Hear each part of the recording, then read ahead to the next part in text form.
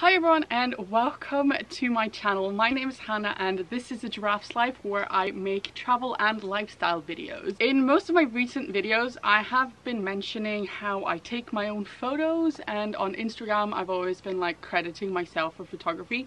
A lot of people have been asking me how I do this, and I have two methods which I'm going to share with you today. One is using my Sony camera and one is using my iPhone.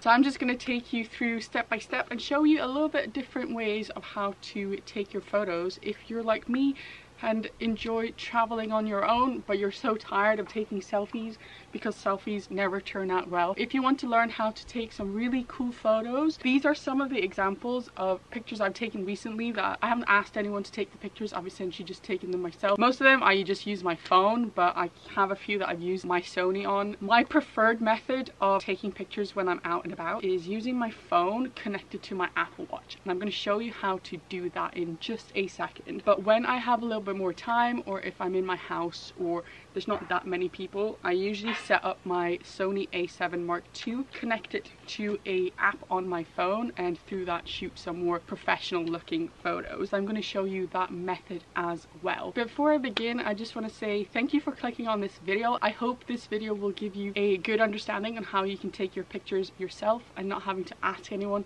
It's perfect in this like Instagram age where everyone wants to take pictures, but sometimes it's just really awkward to ask people when you're out and about to take a picture. Doing it this way, you can do different poses and you can take as long as you want. It's just the perfect way of taking pictures when you're traveling alone or if you're just wandering about your hometown. So yeah, without further ado, if you do enjoy this video, please make sure you give a thumbs up and leave a comment down below, as it will help the algorithm get this video to other people to see. And also subscribe to this channel if you do enjoy it. I usually make travel and lifestyle videos, so if you do enjoy that type of content, make sure you hit that subscribe button. Before I start talking too much, I'm just going to get into it. So we're going to start with the iPhone method. So what you're going to need for the iPhone / Apple Watch self-photography method is you're going to need an iPhone, you're going to need a watch, and then you're going to need something to lean your phone against. I don't have a good tripod for my phone, so I usually just lean my phone against things, and the best thing to do if you're out and about is to carry a water bottle, because this means that you always have something to lean your phone against, which is essentially what you want to do. So you want to put this on like a table or a ledge or something like that, and then you can lean your phone against it so that it's upright and you can take pictures. So I always carry my water bottle, and then obviously my phone and my watch are always on me anyway. It's just the best way of not having to carry around a tripod as well. It also means, however, that you need to find something to actually lean your phone against. Sometimes it's like rocks, sometimes it's fences or like a table. I've even put my phone in a flower pot. Whatever helps you get that shot, do it. So now I'm just going to show you how I use this method. So I'm going to take you over to the blackberry bushes that are over here, and I'm going to show you how I set everything up. I want to take some pictures of me picking some blackberries just in this space here. So what I'm going to do is I'm going to use this well and set everything up essentially. So I'm going to take my water bottle and I'm going to place that on there, and then I'm going to take my phone, and before even touching my watch I'm going to open up my phone and go to camera, and then I'm just going to place that down so that it's standing against there, and then I'm just going to practice some shots. I'm just going to see what angle is the best and how to get the best picture before even starting to pose.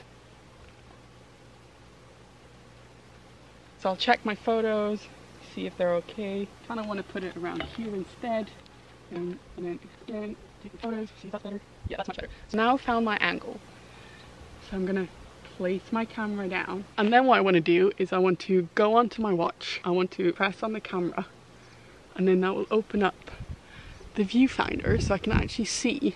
You will now have two options. So you have the option of taking just a picture, and that will just take the picture straight away, or you have the option of doing the 3-second timer, which is one I use. So when you press that one, it gives you time to pose, and then it takes the picture. So with everything lined up, the camera is leaning against the water bottle, I've got my watch all set up, I will hit the 3-second timer and I will pose and I will take a picture. Now the best thing is that you can actually look at what the picture looks like, so you can see if the framing is good and everything like that, and then you can just keep posing without even have to like running back and forth to the camera, which is amazing. So I'm just going to hit the 3-second timer.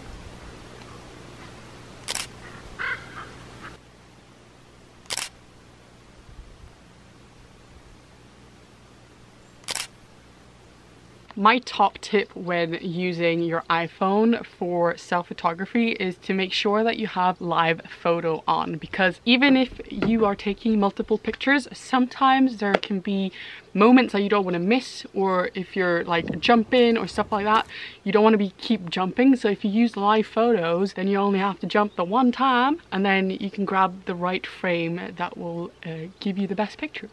So I'm going to move away from the iPhone now, because I do realize not everyone has an Apple Watch, but most people have a phone and a camera. So the next method actually works on most cameras. I know that there's different apps for different phones and different cameras, but I'm going to show you how I use my Sony A7 Mark II and link it with my phone. So on my phone, I have an application called Camrote. I'll leave a link below, and you can connect your camera in different ways. You can use a QR code or an NFC or anything like that. So what I usually do is I just connect it with NFC. So on the side here, you have an NFC reader. So you press connect to NFC, and then you just hold the camera up against that and it will automatically connect. And you want to join it, so it essentially just joins the camera's Wi-Fi. That is how it works. Essentially, it just allows you to connect your phone to your camera so you can shoot remotely on stuff like this. And the best thing about using a camera like this is a mirrorless DSLR. You get some really high quality photos that you can't really get with your phone.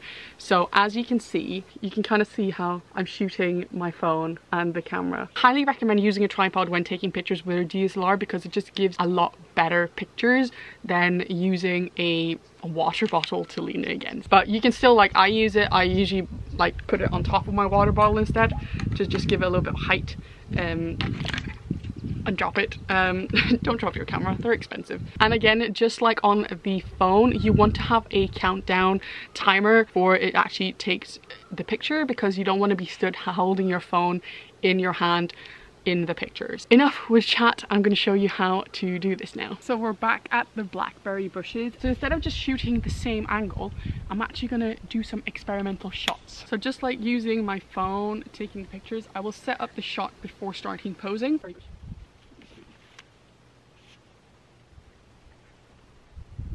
And obviously I have more than one lens, so I'm going to change the lens to get a little bit closer.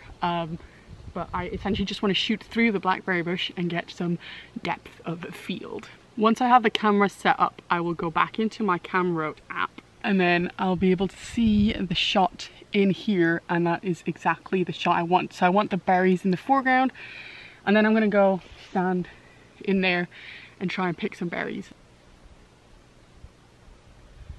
So what I do is I hold my phone and just make sure that the shot is good. As it is on a 2-second timer, I will put it in my pocket, usually in my front pocket. And then I'll just hit the shutter and then pose. And that will take the picture.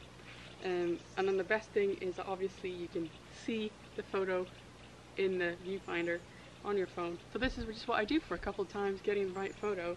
Sometimes I'll put it on the floor, or like hold it if I'm like trying to take a selfie. I can do that as well. Like, you can use your phone as a prop, which is really, really good.